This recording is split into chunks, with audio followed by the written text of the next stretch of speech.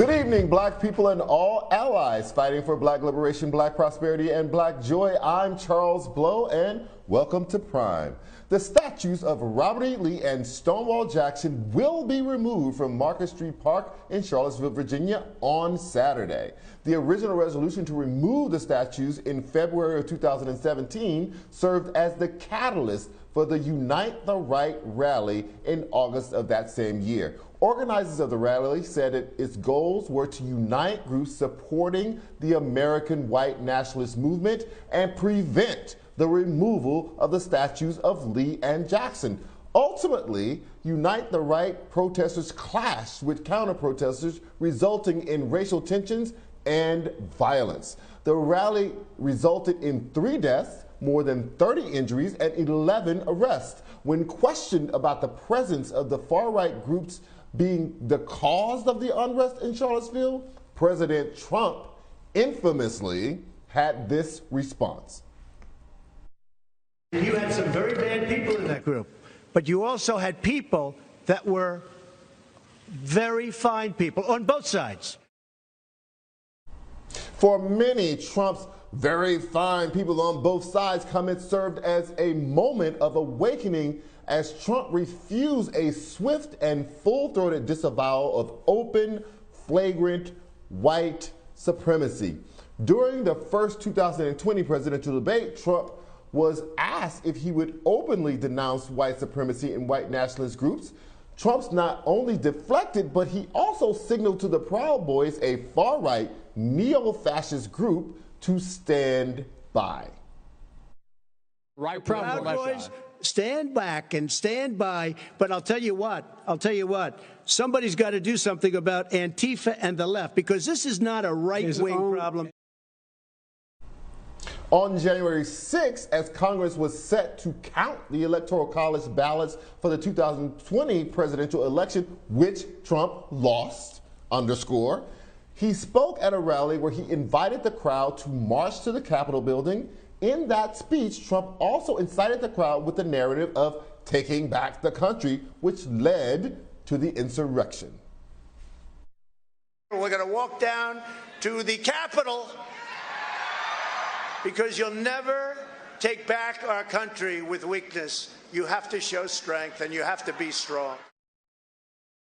Now, Trump has hinted at running for a second presidential term in 2024 and appealing to and emphasizing to be part of his strategy. At a pre-4th of July rally in Florida, Trump posed this question. And how come so many people are still in jail over January 6th when nobody paid a price for the fire and carnage and death that took place in Democrat-run cities throughout our country, including Antifa and BLM? How come? Trump's use of a radical rhetoric to energize his base steered America into a political and social divisiveness that has further torn this country apart. Charlottesville was the unveiling of the brazenness of current white nationalism and the unveiling of Trump's defense of it. That marked the Trump presidency, and it marred America. Joining us to discuss Trump's efforts to further radicalize his base post-insurrection is MSNBC Daily columnist and host of SiriusXM's Dean Obeidallah show, Dean Obeidallah. Sir, how many jobs do you have? Can you leave some work for the rest of us journalists out here just trying to make it? I've got the hustle. I'm the son of a Palestinian immigrant. All we know is hustle, hustle, hustle. Wait, and you have a newsletter too, right? What's the newsletter? I have a newsletter as well. If you want to be on it, dean@deanofradio.com, but it's once a week. And the idea is just trying to make people smarter, cut through the misinformation from the right. We're living in dangerous times, Charles, as you note about Donald Trump.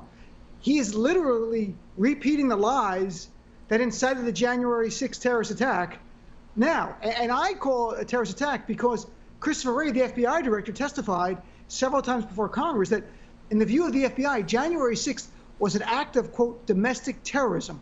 So this makes it much simpler. If you look at it through that prism of terrorism, that means all who attack the Capitol, including Ashley Babbitt, are terrorists.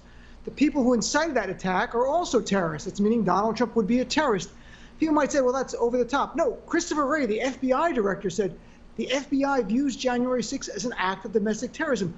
Osama bin Laden wasn't on the planes at 9/11, but he incited that attack. We would, of course, call him a terrorist. I think we have this hesitancy in America to call white people terrorists. I'm Muslim. They would have no problem calling my people. They did it all the time, that we are terrorists, anything we did. I think it's clear what this was. It was terrorism. Trump continuing defending it. And it's bone-chilling, Charles, to watch people at that rally cheer terrorists. You know, George Bush said 20 years ago, you're either with us or you're with the terrorists. Sadly enough, Donald Trump and some on his base have chosen the side of terrorism. And I really wish Democrats would be that blunt and that clear. There's no room for moral ambiguity, just like there wasn't after 9/11. There's none now. January 6th in time might be just as bad as 9/11 for our nation. So, you know, Trump seems to have given up on appealing to any sort of middle in America. I don't think he was appealing to it while he was president either. But it is more trying to rev up more energy on his right flank. Do you think that that has a chance of working? It's all he has. I mean, let's be blunt, Charles. It's not like he's an unknown commodity. People saw him for 4 years. I never saw a president with higher negatives going into a re-election as Donald Trump. So he's loved by his base, but strongly disapproved of in polls in numbers I've never seen before. What I'm concerned about, Charles, is not the politics. It's that the GOP under Trump now is really becoming this neo-fascist movement where that means they're using not just undemocratic means, but they're embracing violence. There's no other way, and we have to be so clear-eyed. Defending people who attacked our Capitol on January 6th, who are terrorists, is embracing violence. And defending Ashley Babbitt, who was radicalized by Trump, who attacked our Capitol, jumping into an area that was secure, that led to elected officials. And she was there for the storm, as she said on social media, which was literally the day Donald Trump would execute his political enemies. She was there to lead that charge. And now Trump and Republicans are defending her. This has to be a wake-up call. For me, it is a stunning development to watch. I can't believe we're sitting in a country, Charles, where over 500 people are arrested for attacking our Capitol, but the man who incited that very attack walks free and plays golf. What kind of system of justice do we have, or injustice do we have? Well, I want you to help our viewers separate this wave of violence or embrace of violence by the right from, you know, a 60s, 70s era of embrace of violence by the left. What's the difference here? How do we mark these as two different things that are not easily equated?